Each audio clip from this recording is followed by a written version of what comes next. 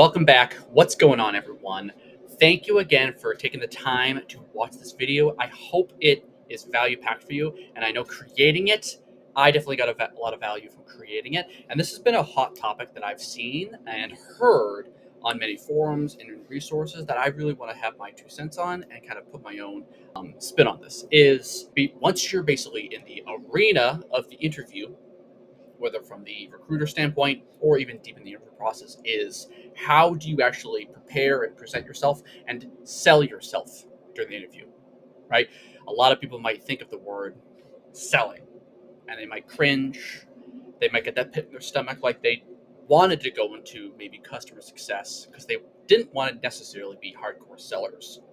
And it's not necessarily selling in that negative sense, the used car salesman kind of type of way. What we're really talking about here is positioning yourself with confidence in that interview, in that arena, to create the story, to create the confidence, and to create and invoke emotion in that listener's ears, and to have yourself be presented with your stories, with your methodology, with how you present yourself, and how you pitch and sell yourself during the interview, so that they will remember you, they will keep you in that pipeline, and ultimately they follow you down in the process. Because the further along you get, the more your questions can shine, the more your body language, eye contact, your pitch, and your charisma will shine through, and you will cut through the competition better than everyone else.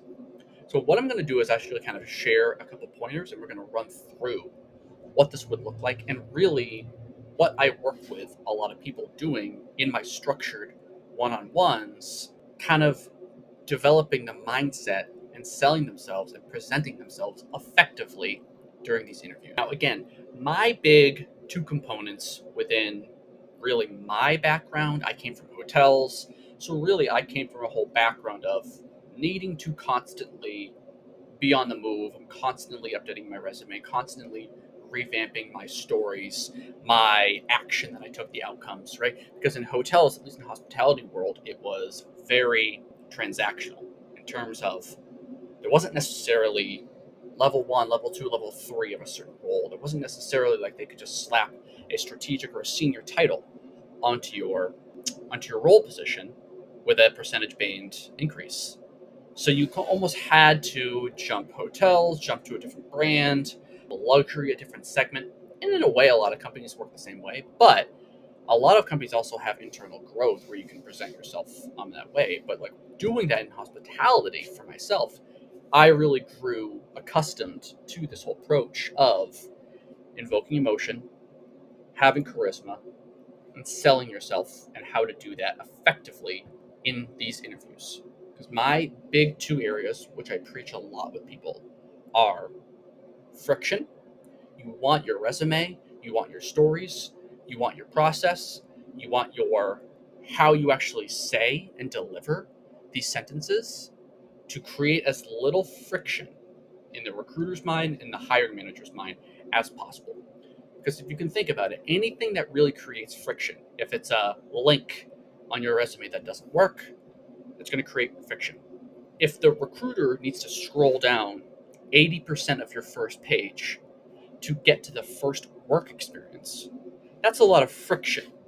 So unless you're a unicorn, there's a lot of friction there for that recruiter on a Monday morning with 100 applicants to look through your resume to find those keywords or even a hint that they would be suitable for a phone interview, right? If your mission statement or like what you're seeking is 3 paragraphs, that's a lot of friction. It's hard to read. It's why you see a lot of posts, emojis, short, eligible, direct, concise, broken up, listicles. You see these things, right? It's the same type of methodology that you want to use when you get into interviews. You would create a lot of friction if you spent 10 minutes of the interview on the tell me about yourself question with literally what you did in high school.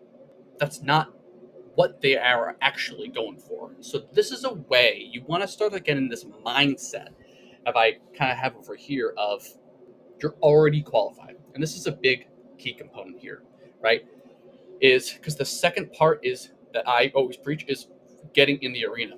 This part, once you're actually in the interview, you're already qualified. They've already vetted your resume, vetted your qualifications enough to push you through to a literal phone screen or a in-person or a Zoom conference interview. That takes a lot of time. It takes a lot of resources, and it takes a lot of prep.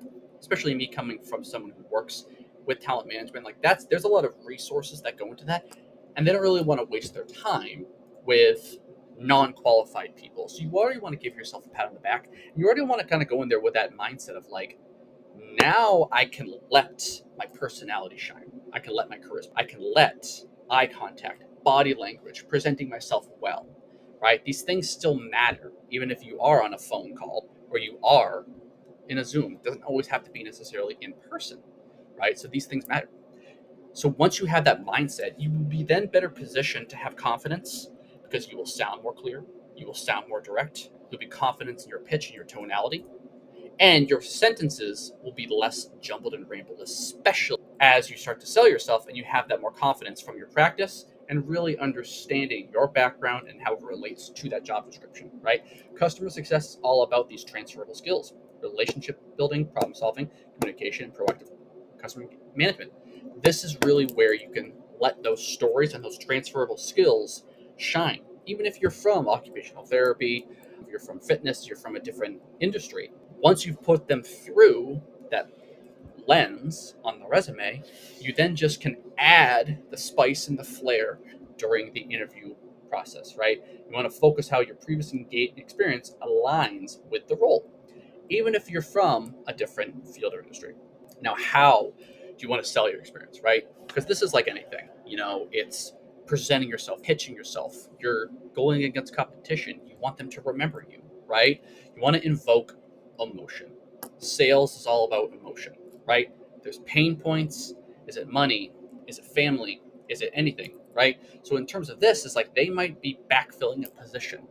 Maybe you did research on that. Maybe you talked to some colleagues, right? So you have maybe some insight. Maybe it's a deep product knowledge awareness that they're trying to solve this pain point that someone else didn't have, or there's a pain point about an acquisition that they just had, or there's an opportunity, I should say, kind of doing that SWOT analysis on a company when you're going into these interviews and that it's growth. So what does that growth entail? And how can you fit their business need, right?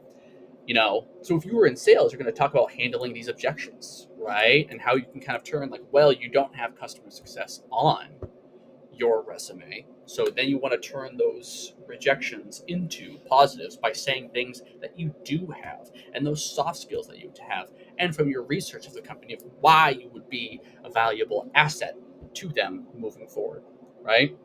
You want to highlight all those transferable skills. And then you want to use the STAR method really to interview your questions. These are going to be really important. And really the big approach here is once they start really asking you these types of scenarios, right? Give me a time this happened. A client left, or there was a big escalation. You need to de-escalate the situation. You're describing a book of business and like what you did to positively drive it forward over a year period. You want to, again, sort of have that mindset of confidence. You've done your homework. You know what they're looking for, right? And even if you're pivoting or transferring into customer success, it's still very important to contextualize the situation, right? Thank them for asking the question.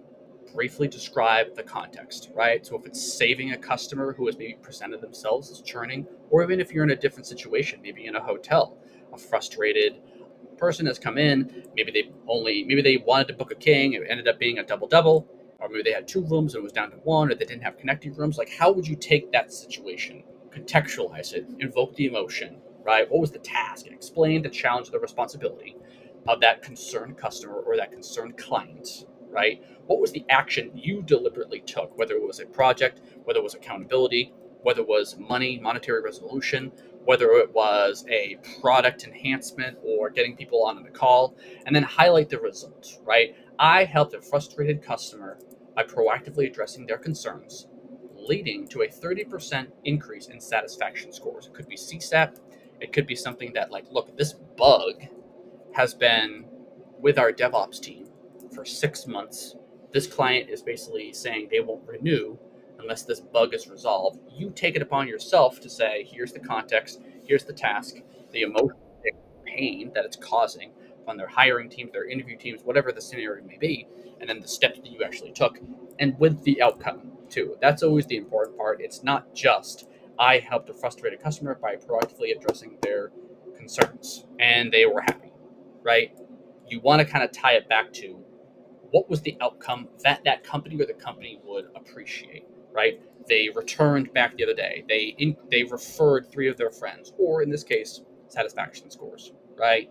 Showcase customer-centric thinking, right? In my previous role, I managed 100 plus client relationships, resolving issues proactively and improving retention by 15%.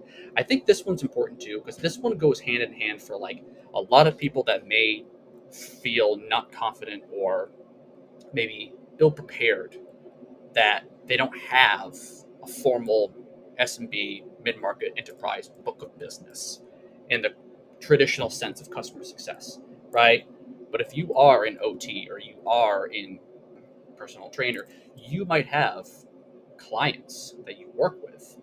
Quantify it. How many clients did you put through a program with your project manager skills for a desired result and outcome that resulted in a injury prevention percentage, right? Or was it something in restaurants, right, where you had a certain number of corporate events, or you would have, you increased check ticket upsells in here by a certain percentage by using certain techniques, right?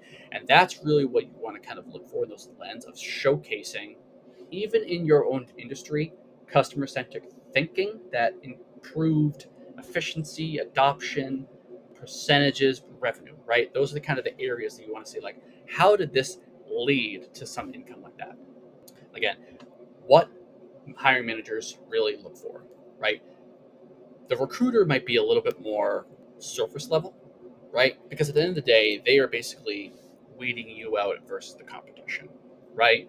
And they want to know, like, do you check these boxes, right? And at the end of the day, whether it's boxes or it's just role specific scenarios, they basically want to say, like, this person could do the job, right? They would be worthwhile for the hiring manager to look into, right? So then you kind of get to this point here, and I think this is where a lot of people maybe lose even more confidence, where they think that recruiter screen goes very well, and hopefully it does sometimes.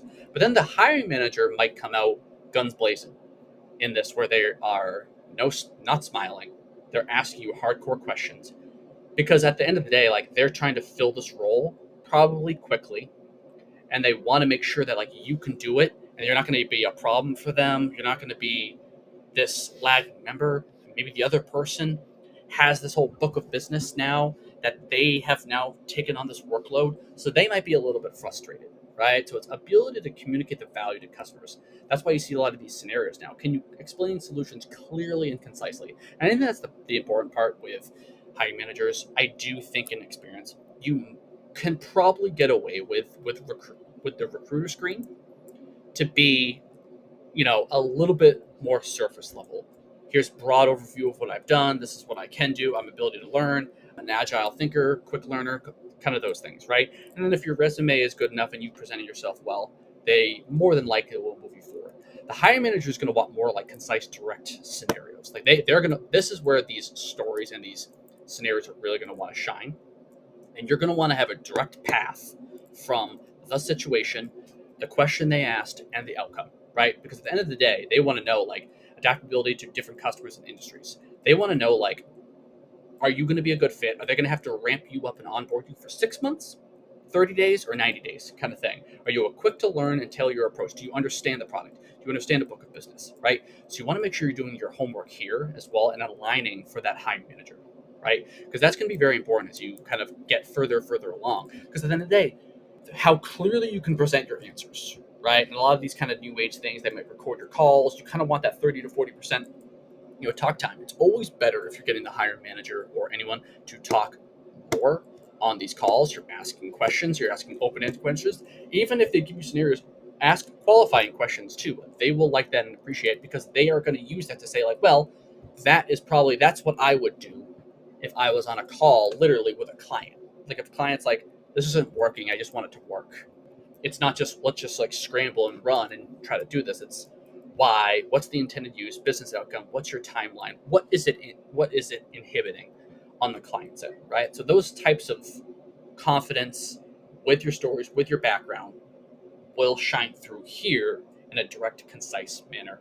And this is really to where, at the end of the day, you are going to have to understand, especially for SaaS, you are going to have to understand SaaS lingo. You are going to have to understand what they're talking about and the ability to say, like, I may not have used that software or I might not have super intimate experience about that, but I have peripheral knowledge and I can learn it very, very quickly. You know, and here's some kind of like bonus, questions and everything. Tell me about yourself. This is kind of where we're saying, you want to focus on the customer facing, experiences. And I think this is a good opportunity for people. This should only be a few minutes. If you're thinking about a half an hour call, they might ask you 7 to 8 questions or so. This might be the first one. And a lot of times it's kind of twofold. It's one, maybe the recruiter is just trying to kind of break the ice a little bit and just kind of get into the flow. Whether it's like dating, you know what I mean? You might just want to ask, oh, where are you from? You know what I mean? They don't literally mean your whole story from when you were a baby and how you've moved 5 times in your life. It's more of like that qualifying icebreaker.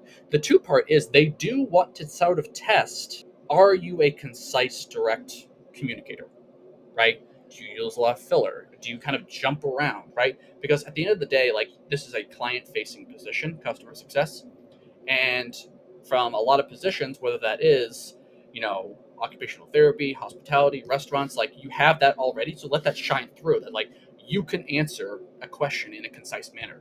They don't really care the grades you got in middle school. They don't. And if you're out of college, you want to focus on like these last 5 years. I would even say here, if you're 10 years or more, kind of thing, you can give the broad overview. I started my career in hospitality. I did a decade of hotel work and really developed my customer centric focus and skills and managerial skills in Boston. I got burnt out, wanted to shift here. Now I've been in customer success, or I've been in this transition period for the last 3 or 4 years doing X, Y, and Z and helping clients. And that's really where my obsession is now. And I want to grow in my company and career. So you kind of have this concise message that is tied to the resume, but also gives them insight to who you are in a concise way. How do you handle a difficult customer, right?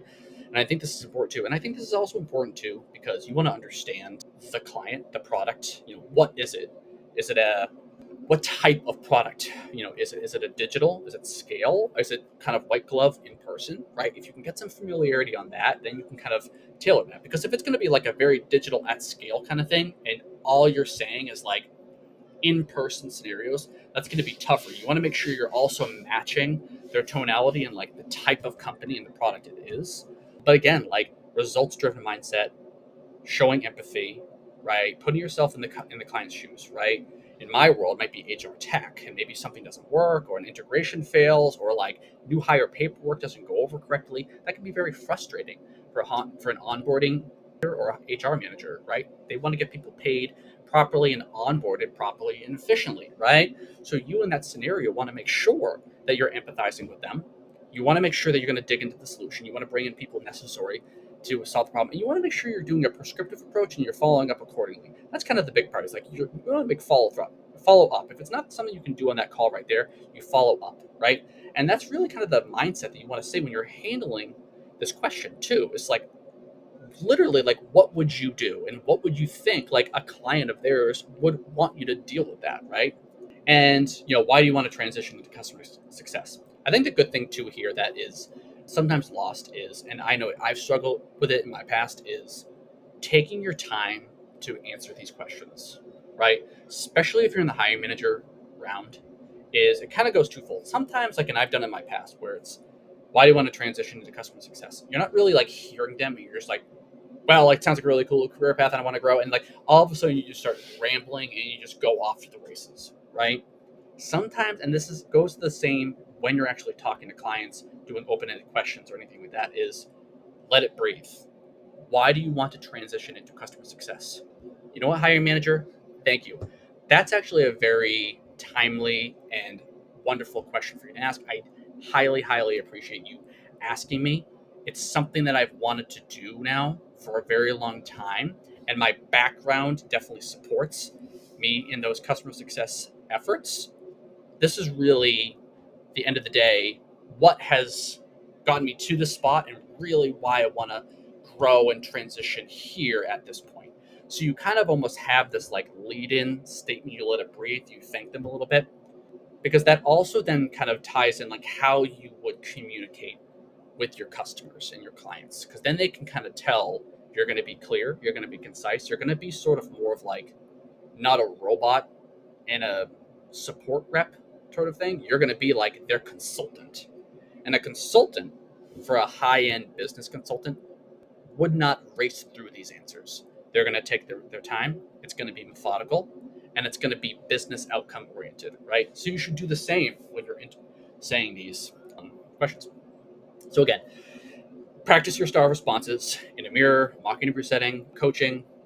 ChatGPT is good. Tailor your resume and LinkedIn to highlight customer-facing experience. Make sure you're putting everything through the lens, putting it through like matrix for transferable skills. You want to make sure you're doing that. And really, in showing enthusiasm and problem-solving skills. Enthusiasm is key, right? You want to make sure you have a passion. And so let that passion shine through, right? And that's really what's important, is your charisma, is your passion. Because at the end of the day, like your resume can be tailored in gold, but you need to do a panel interview. You might need to do a QBR. Those role playing, they're going to see like how you would act if they put a book of 60 clients with you with $2, $3, $4 million of ARR. They want to know how you're going to be able to handle that. So thanks, guys. So if you want more guidance, let's connect. You can find me on LinkedIn. As always,